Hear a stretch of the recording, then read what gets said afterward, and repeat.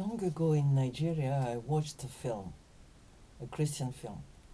It was about a bride to be, and the fiancé told her that he was going on a long journey, and he dressed her up in her white wedding gown and said, "Don't worry, I'm coming back soon, and then we wed. Just wait for me in this room." So he left her in a place that was quite comfy. She had everything she needed, a comfortable apartment, everything for food. She didn't lack anything. But there was not much in terms of entertainment. So he left, and then she started waiting for him to come back, thinking maybe one day, maybe 1 week, and then time continued to pass by, and she was getting bored and wondering how long it would take, that there was not much to do.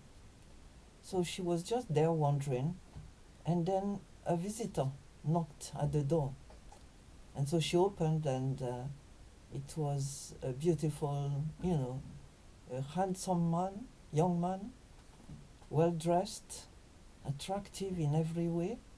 And then he started telling her he was just passing by and thought that he would visit. Maybe she knew him before, I don't know. And they started talking, and then he continued visiting from time to time. The husband to be was never to be seen. She continued waiting, and then she started enjoying those visits from the handsome man. And then one day he came and said, "Are you not bored to only have that wedding gown? I would suggest you put some other alternatives." So he brought some stuff, a skirt, a blouse, jewelry, and then eventually he told her, "You cannot have mine and then the wedding gown. It doesn't fit together." So he suggested she removes the wedding gown. First of all, she removed the veil, then she removed the dress, and eventually she became just like every other girl on the street. And he continued, and she started talking about other stuff, not Bible verses anymore, just ordinary stuff, maybe watching TV with the young man, and until one day the fiancé returned, and he was shocked and said, "What on earth have you done with yourself?"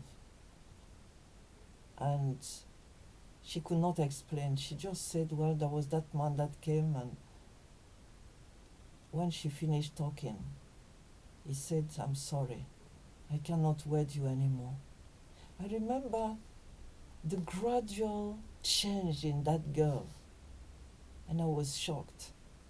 But there is another story.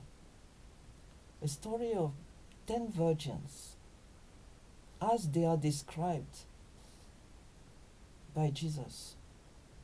So they were 10 members of the church, all dressed with the wedding gown that the Lord had given them. And their bridegroom to be told them, I'm coming back." And so, he left. And that was the way a custom required in those days. So they were all there in the anteroom waiting for him to return. And they had lamps like we had in Nigeria when there was no electricity, these oil lamps. In our case, it was kerosene lamps. And they have a wick, and then you have to put some kerosene in it. And then when you need it, you just scratch a match and put on light, and then it will be burning bright. So they were just there, and it took a long time. They were bored. They went asleep. And then all of a sudden, in the middle of the night, there was a cry, The bridegroom is here, the bridegroom is here. And they started panicking in the dark, got matches, tried to put their light on, and 5 of them had planned for extra kerosene. So because it had burnt low and the lamp went off, so when they heard the cry, they put more kerosene, put on the light, and they were getting up. And the other 5 discovered their lamps were empty and they had no spare kerosene. And they told the others, please give us some, because we need. And the others said, well, sorry, we cannot. We've used it for ourselves. Go and buy in the little market. And while they went, the bridegroom arrived. And those that were ready went into the wedding hall with him. And the door was locked. By the time the other 5 arrived, the door was locked. Nobody was allowed in anymore. They knocked, and all they heard was, sorry, I don't know you. And do you realize that these people were all members of the church? And Jesus told this story addressing people that were members of the church, not just passers-by or occasional visitors, but full-fledged members. And they were dressed the way people were dressed in the church. They had the same behavior, the same habits. They didn't look different from any other member. They were just members. And they were serious.